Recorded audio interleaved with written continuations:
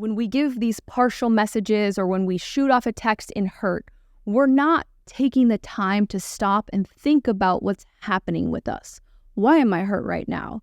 There's no pause to formulate anything. It's a reaction. But even just the act of exploring what's happening in you right now is going to give you insight on the relationship and on what your next move is going to be. You're watching Developing Potential with Diana Keuilian. Hi friends, welcome back. Today we're talking about a topic that impacts all of us on a daily basis, and that's communication. How well do we communicate our thoughts and our feelings and our needs with those in our lives who matter? And communication impacts every aspect of our relationships. And when our communication is partial or it's contaminated, it leads to breakdowns in relationships, and ultimately it leads to isolation. And I know we've all experienced this in our lives when miscommunication or lack of communication in most cases between us and another human has resulted in a breakdown of the relationship, or even just the relationship getting more distant and we feel less close to people. So why is communication so difficult for us to do? It turns out that there is a formula for effective communication. Now, friend, when I learned this formula, it blew my mind because it puts into practice the way that we formulate our message to deliver it to another person so that they can understand what we're trying to say. So a whole message has 4 parts to it. It's very simple when you actually break it down. There's only 4 things that we need to include in our message. And the first thing is an observation or what we see. The second thing is our thoughts or what we're thinking about it. The third is our feelings. And then the fourth is our needs. And I feel like that fourth one, actually voicing our needs, is one of the most difficult things to do. But it's part of the package of a whole message, is putting out there what you observe, what you think, what you feel, and then what you need. So let's go through some examples, because we have opportunities throughout every day to communicate well and effectively with the people in our lives, or to really avoid that deeper, more effective communication. All right, so how do whole messages work in real life? So here's an example from real life of somebody coming home from work late. And this is something that happens to many of us. I mean, it's just part of life. Things come up, we leave work late, and maybe this is something that you've even told your spouse, I'll be home at a certain time. 6 o'clock rolls around and you're not home yet. So you're driving home and what you're thinking is really, I don't want them to be mad at me. And so the communication that you would likely give is, hey, please don't be mad at me, but traffic is really bad and I'm on my way home now. Now, if you're on the receiving end of this message and you've made dinner and you're waiting for your partner to come home and you get the message, hey, don't be mad at me, but traffic is bad, it's not really going to sit well because there's a lot more happening, right? So let's try a whole message. And we learned that a whole message has 4 parts. It's an observation, what you see, what's happening, your thoughts, what you think about what's happening, and then your feelings. What are you feeling about what's happening? And then your needs. Hey, this is what I need. So in this situation, you had every intention of getting home on time, but you're running late. And so this is a message that you can give your partner. Honey, I'm late coming home for dinner again. So this is the observation. What do you see that's happening? Hey, let's just address the elephant in the room.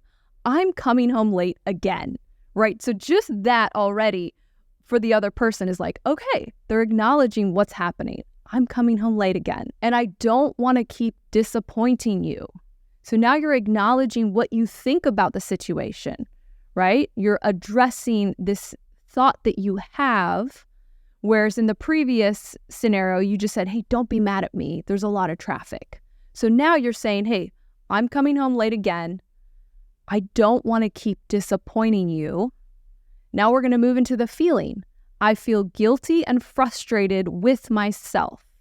And I mean, just when you hear somebody that you love admit that, hey, I feel guilty and I'm frustrated with myself, all of a sudden your own frustration with them gets diffused because they're voicing this elephant in the room. And then we're going to end it with our need. So our need is, I really need your understanding and your help to work on my time management, or something to that effect, right? So putting that all together, honey, I'm late coming home again for dinner. I don't want to keep disappointing you. I feel guilty and frustrated with myself, and I really need your understanding to help me work on my time management.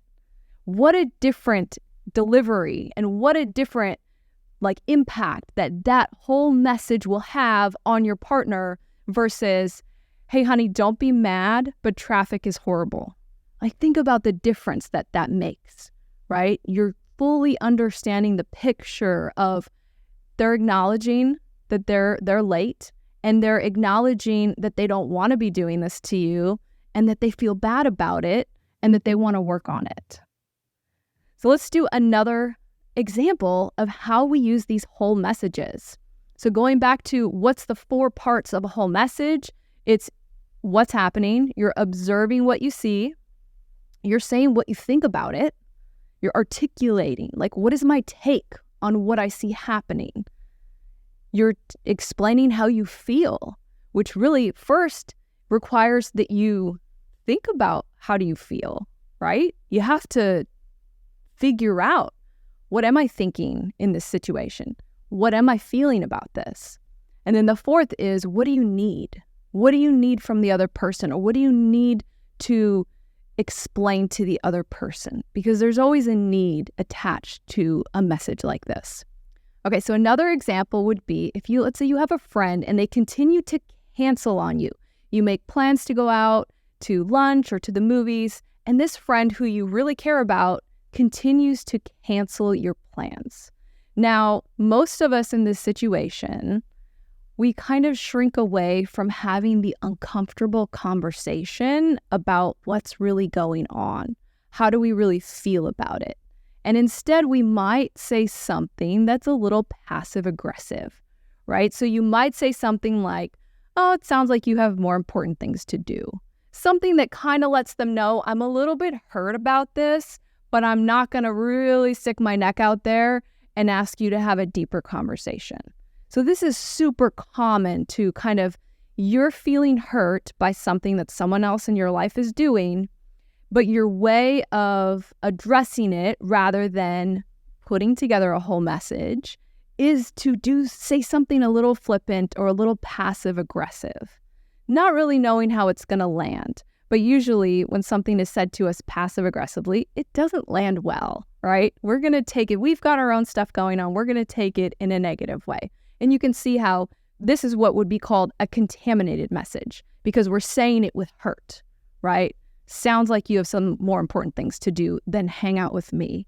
That's hurt coming through, right? You're saying that because you're hurt, but you're not explaining or articulating what you're thinking, what you're observing, what you're feeling, and then what you need in this scenario. So let's try this. Let's put together a whole message for this friend who keeps bailing on us.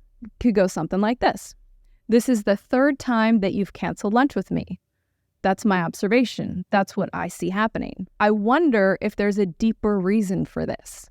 That's what I'm thinking. I'm wondering, why are you canceling lunch and you're giving me little excuses, right? I'm hurt that you haven't been making time for me.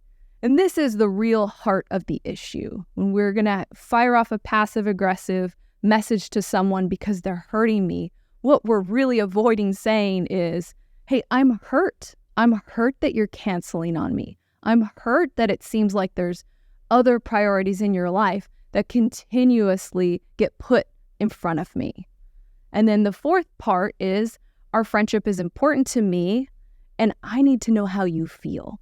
Or you might even just say, I need you to know how important this friendship is to me. So putting all that together, this friend is canceling on you. Instead of doing a passive aggressive, shooting off a quick text, like out of hurt, like you've got more important things to do than to be with me. We're putting together this whole message of, hey friend, this is the third time that you've canceled on me. Observation. I wonder if there's a deeper reason. Thoughts. I'm hurt. Feelings. And I need to know how you feel. How do you feel about this relationship? Need. So it's pretty cool when you really look at it and you start to learn how to put together these whole messages. And so how do we make whole messages work for us in our life? First part is just to know the formula, right? Know this formula. And it's so simple. It's why I keep repeating it is you can just think, see, think, feel, need. And these are the 4 things that you need to communicate to the other person, which is really, this is what I see happening. This is my take on what's happening, what I think about what's happening. This is how I feel about what's happening. And here's a need that's coming up in me related to what's happening. So knowing that formula is really just the first big step. So this is a great tool to have when something comes up in a relationship. And if there's some distance or there's some awkwardness or there's some elephant in the room between you, some topic that neither of you are touching, but like it's in the back of your mind. It comes into your thoughts that like, I need to address this, but I'm afraid. Because you think, putting together this whole message can feel vulnerable. There's so much power in speaking to the elephant in the room and to take the time to articulate what's happening inside of you so that the other person isn't guessing. Because partial communication or communication that comes across just through hurt or that we just fire off reactively, this partial reactive communication that happens in situations really hurts the relationship. And it's easier because we're not putting ourselves in a vulnerable position to almost like, hey, let me show you my cards. That's kind of what this is like. A whole message is like, I'm going to show you my cards because I don't want you to guess. I don't want you to misinterpret me. I don't want there to be any possibility of miscommunication between us, getting lost in translation. I want you to see exactly what's going on with me. And what's so cool is when someone gives you this gift of a whole communication, a whole message, it's you immediately feel more empathy for them. You understand their perspective. You're not guessing anymore. And so you can see how doing this regularly in our important relationships really brings people together. So creating and delivering whole messages really requires that you be self-reflective, right? When we give these partial messages or when we shoot off a text in hurt, we're not taking the time to stop and think about what's happening with us. Why am I hurt right now? There's no pause to formulate anything. It's a reaction. And so one of the steps to really utilizing whole messages is to get into the habit of self-reflection. So when you start to feel a certain way in a relationship or in an interaction, taking a pause, stopping yourself from sending that passive-aggressive text or firing something off out of hurt, out of confusion, out of frustration, and going through the 4 parts to this formula first, just as an investigation for yourself. You're going to learn so much about what's happening inside of you. Figure that out to then be able to communicate to the other person. But even just the act of exploring what's happening in you right now through these 4 parts of these 4 observations is going to give you insight on the relationship and on what your next move is going to be. So going back to that, what's happening? What do you think about what's happening? How do you feel about what's happening? And then what's the need that's coming up in you? This is such a great practice, even if we never intend on sending a whole communication about something, if we're just going to start doing this exploratory work in ourselves, when we start to feel a certain way about anything, going through these 4 observations will put you so much more in touch with what you really think, what you feel, and then what you need. And then this is going to empower you to then be able to communicate these thoughts, feelings, observations, and needs with the people in your life. So dedicating yourself to that pause. We talk a lot on this show about creating space, right? We talk about becoming the observer of what's happening inside of you. And this is almost like, I want to create that space and almost become like an investigator. Like, I want to put the pieces together of what I'm going through right now and then decide if this is something that I want to share in this whole complete way with the other person. Really getting comfortable with uncomfortable conversations is the next real obstacle that you have to get through in order to make effective communication part of your life, because it's so easy to avoid difficult conversations.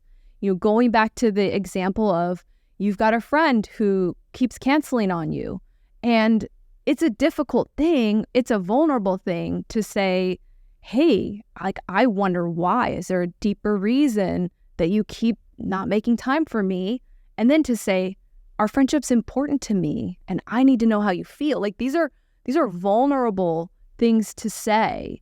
But this is how, as we do one uncomfortable conversation, the next uncomfortable conversation, when we start to see these elephants in the room as opportunities to get closer to the people in our life. But it requires that we speak the unspoken in our relationships. So why do we take the time and the effort to create whole messages to deliver to the people in our life? And really, it's because whole messages and effective communication really brings people closer together. So all those relationships in your life that are so important to you become stronger, you become more bonded with them, as opposed to letting these little miscommunications, letting all of these times when you don't speak what's happening, you don't address that elephant in the room, that pull us apart. It's the opposite of that. So get comfortable with doing this and make this a practice. It's something I constantly remind myself, especially if there's something that's going to be difficult to communicate and you're worried about how is it going to land with the other person. Taking the time to put together a whole message, in my experience, is the most effective way to get a good outcome, to make a communication that could be very difficult, to make it much smoother and a much more like bonding and fulfilling experience for the both of you. Okay, extra credit for this week. Really, the next time that you have some important thing to communicate to somebody in your life, I want you to pause, take that step back, and really create this whole message by putting together, what do you see? What do you think about it? How do you feel? And what do you need? So make this a part of your life and try it this week. Send one whole message this week. And it works really well with email. I'm a writer, so I like to write things out. You can certainly do this verbally as well, but it allows you that time to sit there in your thoughts to really construct this whole message and send it to somebody in your life and see how it's received and really just work it into how you communicate with the people in your life. So thank you so much for watching this week. I hope you enjoyed this content. If you like it, please subscribe, like it, and let me know in the comments what you think. Thank you so much, and I will be back next week with more content. Thanks for watching Developing Potential with Diana Keuilian.